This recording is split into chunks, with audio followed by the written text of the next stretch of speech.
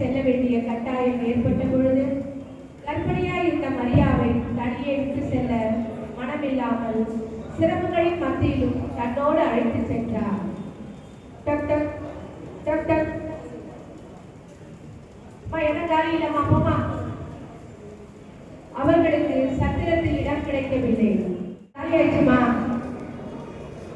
மரியாவுக்கு பேறுகாலம் வந்த பொழுது மாட்டுக் கொட்டகையில் குழந்தை இயேசு பிறக்கும் போதும் யோசேப்பு அனைத்து துன்பங்களையும் அன்புடனும் பொறுமையுள்ள கணவராகவும் தன் கடமைகள் அனைத்தையும் பொறுப்புடன் நிறைவேற்றினார்.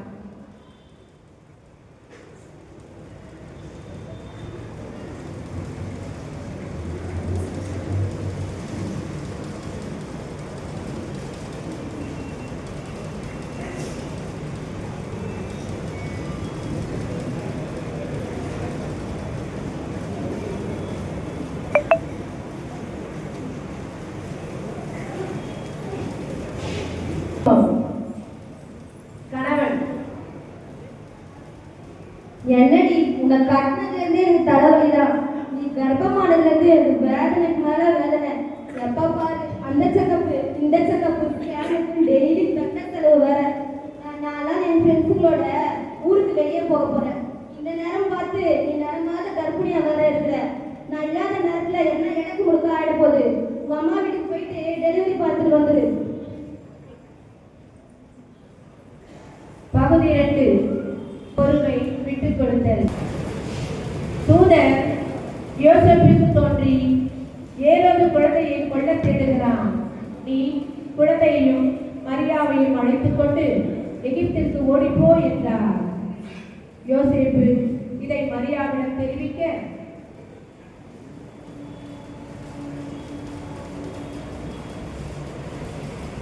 மரியாவும் மறுப்பு ஏதும் சொல்லாமல் குழந்தையை தூக்கிக் கொண்டு நெடுப்பயணம் மேற்கொள்கிறார். மரியன்னையின் நிலைப்பாடு.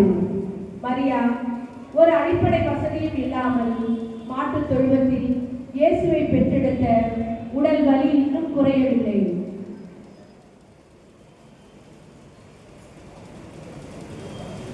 குழந்தை இயேசுவுக்கு இன்னும் தொப்புள் கொடி அறுத்த ரணம் ஆறவில்லை. இந்நிலையில் இரவும் பகலும் நீண்ட அனாதை பயணம். வழியில் இவர்களுக்கு உணவு கொடுப்பவர் யார்? எகிப்திலும் அவர்களை வரவேற்கவோ கவனிக்கவோ யாரும் இல்லை. யோசேப்பு அச்சு தொழில் செய்து திருக்குடும்பம் பிழைக்க அடிப்படை தொழில் கருவிகள் எதுவும் கையில் இல்லை. அங்கு அவர்களுக்கு வாடிக்கையாளர்களும் இல்லை.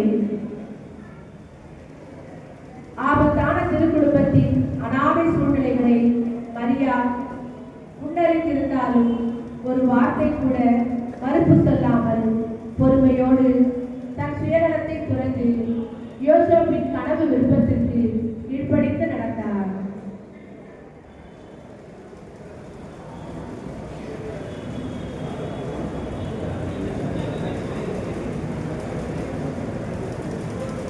இன்றைய குடும்பம்.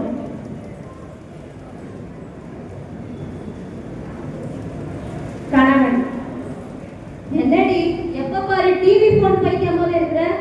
வீடு பெருக்கிறது கிடையாது, சமைக்கிறது கிடையாது, பாத்திரம் கழுவுறது கிடையாது, பசங்களை சரியா கவனிக்கிறது கூட கிடையாது. என்னதான் நினைச்சிருக்கிறியோ? ஏங்க உங்களுக்கு இப்ப என்னதான் பிரச்சனை? இல்லைன்னா நான் எங்க அம்மா வீட்டுக்கு போட்டுமா?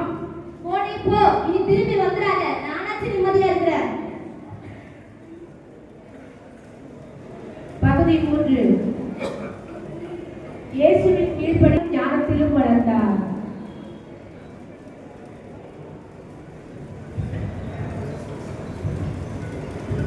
மரியா இயேசுவிடம், இயேசு பாப்பா என்னன்னா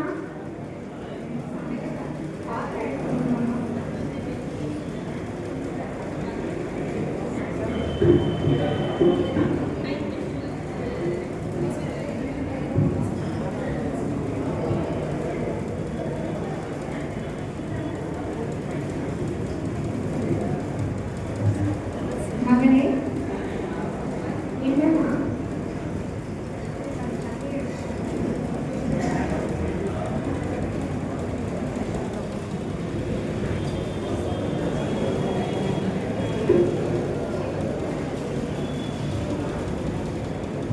யோசேப்பு இயேசுவிடம்,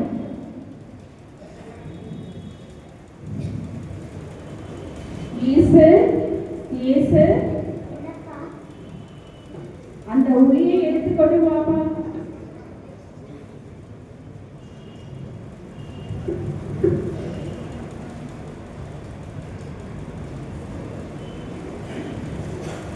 அந்த மரத்தை தூக்கி இந்த மேசையின் மேல் வைப்பா. நான் அறுத்து நாட்காலி செய்ய வேண்டும்.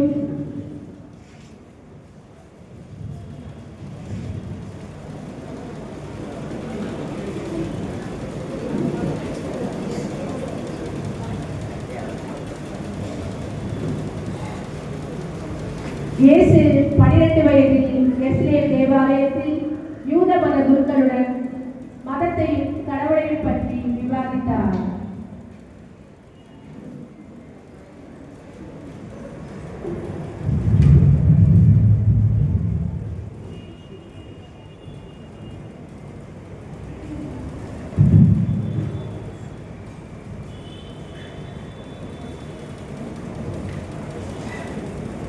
இன்றைய குடும்பம்.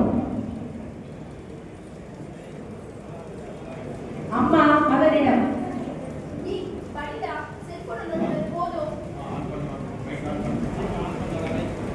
மா, நீங்க மட்டும் பச்சை கிழிச்சிட்டீங்க, என்ன மட்டும் படிக்க சொல்றீங்க? பா, ஒரு புது செல்போன் வாங்கிட்டாப்பா. குடும்ப கஷ்டம் என்னன்னு தெரியடா. இந்த வயசுல போன் கேட்கறீங்க. அப்ப எதுக்கு என்ன பெத்தீங்க? நான் பேசாம செத்து போறப்போ. நிறைவு செய்தி. திருக்குடும்பத்தின் தலைவரான யோசேப்பை போல் குடும்பத்தின் மேல் பாசமும் அக்கறையும் பொறுப்பும் உள்ள கணவர்களாக வாழ முயற்சிப்போம். திருக்குடும்பத்தின் அன்னை மரியாவை போல கணவருக்கு கீழ்ப்படிதலோடும் பொறுமையுடனும் விட்டுக் கொடுக்கும் மனப்பான்மை உள்ள மனைவியராக வாழ முயற்சிப்போம். திருக்குடும்பத்தின் குழந்தை இயேசுவை போல கீழ்ப்படிதலிலும் அறிவிலும் இக்கால குழந்தைகள் வளர ஆசைப்படுவோம்.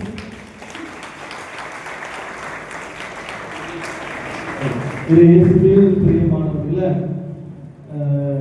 இதை நமக்காக தயாரித்த நம்முடைய பாசமிகு அருள் தந்தை சிசி அம்ப்ரோஸ் அடிகளார், சாரி மனுஷங்க நாட முடியல,